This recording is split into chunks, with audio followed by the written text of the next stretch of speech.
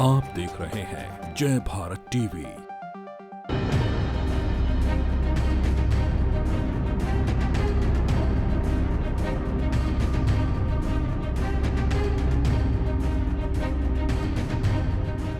हल्द्वानी में हुई हिंसा को लेकर आज सर्वदलीय एक शांति मार्च देहरादून में निकाला जा रहा है, जिसमें इंडिया अलायंस और सिविल सोसाइटी के तमाम लोग हैं जो इस वक्त देहरादून की सड़कों पर हैं। और ये शांति मार्च इसलिए है कि हल्द्वानी में जो कुछ हुआ उस पर नाराज़गी है और वहाँ शांति व्यवस्था बनाए रखने की मांग चल रही है।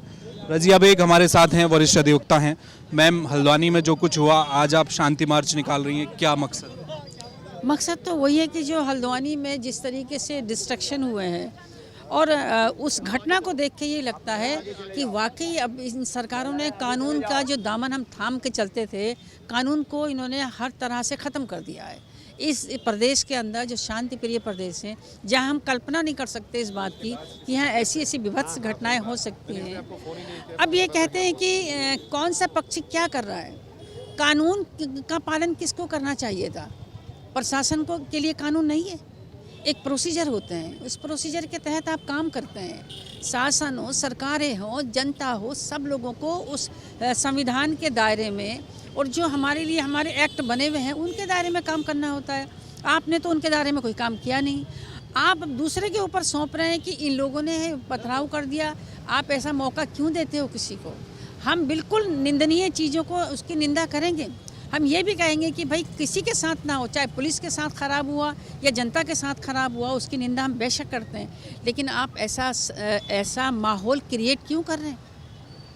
पॉलिटिकल माइलेज लिया जा रहा है क्या? अभी वक्ताओं ने कहा कि सरकार ऐसे इसको सामने रख रही है जैसे बनभुलपुरा का कोई श्रेय लेने की कोशिश की जा रही है। बिल्कुल माइलेज भी लिया जा रहा है। अब देखिए, जितना आप डिस्ट्रैक्शन करेंगे, जितना आप अत्याचार करेंगे, आज की नियति ये है, उतना ही ज़्यादा आपको रिवार्ड मिलेगा।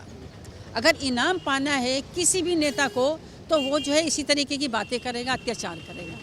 करण मेहरा भी हमारे साथ हैं, कांग्रेस प्रदेश अध्यक्ष। हल्द्वानी में जो कुछ हुआ, क्या उसका श्रेय लिया जा रहा है? वक्ताओं ने कहा कि सरकार ऐसे प्रस्तुत कर रही है जैसे बनभुलपुरा का माइलेज लिया जाए। देखिए, निश्चित ही दुर्भाग्यपूर्ण घटना है, चाहे वो किसी ने आतंक फैलाने की कोशिश की हो, चाहे पुलिस प्रशासन का जो फेलियर है। आपने देखा होगा इंटेलिजेंस की सारी रिपोर्ट्स को धत्ता बताते हुए शाम को कार्रवाई करने की कोशिश की, ऐसे दिन करने की कोशिश की जिस दिन वहाँ के प्रभावशाली लोग नहीं थे। वो मेरठ गए थे अपने धर्मगुरु के अंत्येष्टि में, और सबको पता था कि वही लोग थे जिन्होंने सील करने में सरकार की मदद की थी। फिर उनकी मदद क्यों नहीं ली गई, ये हमारे को पता होना चाहिए। सांझ का समय क्यों छाटा गया इस कार्रवाई के लिए? और मुझे लगता है कि कहीं ना कहीं यूसीसी का बम जो फेल हुआ, इन लोगों ने सोचा था कि यूसीसी का बहुत भारी प्रभाव पड़ेगा और उस प्रभाव का असर ये होगा कि लोगों में हिंदू मुस्लिम का कहीं नैरेटिव सेट होगा, वो नहीं हो पाया। मैं इसको पार्ट 2 के रूप में देख रहा हूँ। इसीलिए मैं कह रहा हूँ कि हाईकोर्ट के सिटिंग जज या रिटायर्ड जज की देखरेख में जांच होनी चाहिए। आयुक्त के उसमें जांच होने में निश्चित ही, क्योंकि इसमें प्रशासन के लोग इन्वॉल्व हैं, जांच हम कहते हैं कि बिल्कुल निष्पक्ष नहीं हो पाएगी। इसीलिए हम हाईकोर्ट के सिटिंग जज से मांग कर रहे हैं कि उनकी देखरेख में जाँच होनी चाहिए।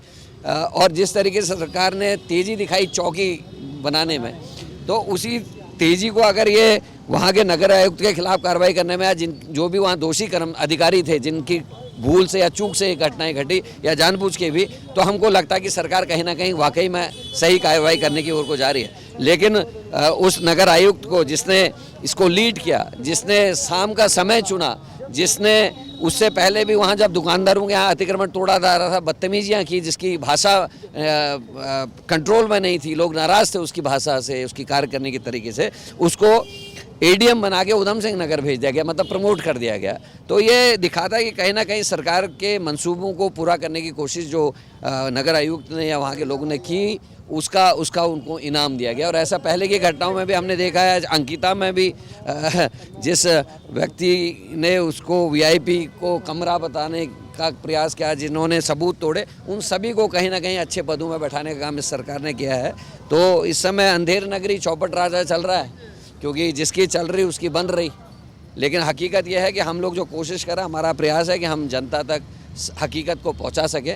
जिस तरीके से वहाँ आज भी लोगों को दहशत में रखा गया है, उनको परेशान किया जा रहा है, निश्चित ही उसके खिलाफ आने वाले समय में लोगों के बीच में आवाज़ें आएंगी। बहुत शुक्रिया। तो ये थे करण मेहरा, उत्तराखंड कांग्रेस के प्रदेश अध्यक्ष। और आप इधर को देखेंगे, लंबी ये कतार है, शांति मार्च इस समय चल रहा है। इसमें इंडिया अलायंस के लोग हैं, सिविल सोसाइटी के लोग हैं, और इनका मानना ये है कि हल्द्वानी में जो कुछ हुआ है वो एक तरफा कार्रवाई सी लगती है, इसलिए शांति व्यवस्था बनाई जानी चाहिए और किसी भी तरह से कानून कोई भी पक्ष अपने हाथ में न ले। बड़ी बात कांग्रेस के प्रदेश अध्यक्ष करण मेहरा ने कही है कि यूसीसी का कानून लेकर सरकार जो आई थी और उसको जो महिमा मंडित करने की कोशिश की जा रही थी, जिसका पॉलिटिकल फ़ायदा सत्ताधारी दल लेना चाहता था, वो फेल हुआ। इसलिए बनभूलपुरा की घटना को इस बड़े पैमाने पर उठाया जा रहा है, वहाँ थाना खोला जा रहा है, लेकिन दूसरी राज्यों में, राज्य के दूसरे हिस्सों में कानून व्यवस्था चौपट हो रही है।